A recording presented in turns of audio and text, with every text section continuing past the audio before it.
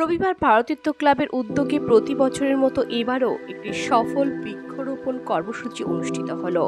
এই অনুষ্ঠানে উপস্থিত ছিলেন বনমালীপুর মণ্ডলের সম্মানিত সভাপতি চন্দ্রশেখর দেব, কর্পোরেটর মণিমুক্তা ভট্টাচার্য। তাছাড়া উপস্থিত ছিলেন ক্লাবের সভাপতি, সম্পাদক, এলাকার বিশিষ্ট অভিভাবক এবং ক্লাব সদস্যরা। এই মহৎ অনুষ্ঠানে অংশগ্রহণ করেন।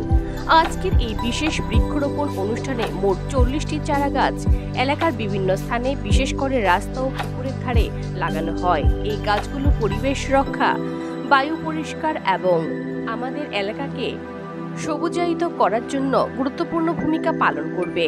ভারতীয় ক্লাবের উদ্যোগে শুধু একটি সামাজিক দায়িত্ব পালনই নয়, বরং আগামী প্রজন্মের জন্য একটি সুন্দর ও স্বাস্থ্যকর পরিবেশ নিশ্চিত করার প্রচেষ্টা। বিগত দিনগুলোতেও ভারতীয় ক্লাব এই সামাজিক দায়িত্ববোধ অবিরাম চালিয়ে রেখেছে ও চালিয়ে যাবে, এমনটাই জানান ক্লাবের সভাপতি ডক্টর অশোক মজুমদার।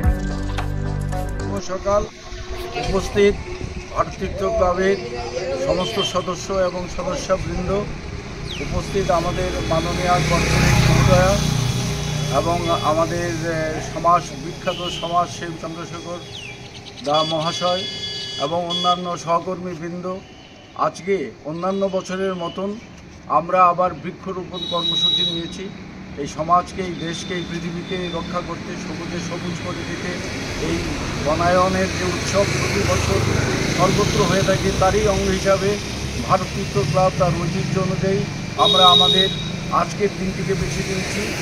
আজকে আমরা আমাদের ক্লাবের সামনে এবং আমাদের এই অঞ্চলের চারিদিকে আমরা যতটা সম্ভব বৃক্ষরোপণ করে সবুজ এবং আরও বাড়িয়ে তোলার জন্যে, ভবিষ্যৎ প্রজন্মকে আরও সুন্দরভাবে বাঁচতে সাহায্য করার জন্যে, পৃথিবীর উষ্ণায়নকে কমানোর জন্যে আমরা সংঘবদ্ধভাবে প্রতিজ্ঞা করেছি এবং রূপায়ণ করতে আমরা বদ্ধপরিকর।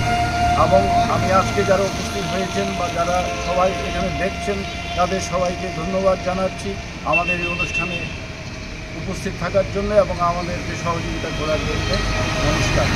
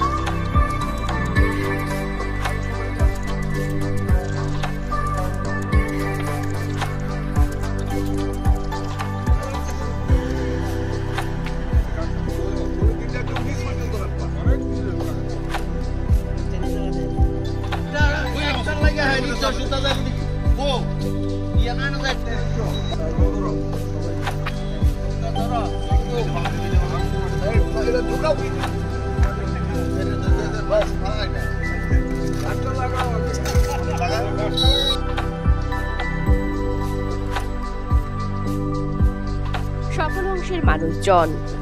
আবির চক্রবর্তীর রিপোর্ট, সংবাদ ত্রিপুরা।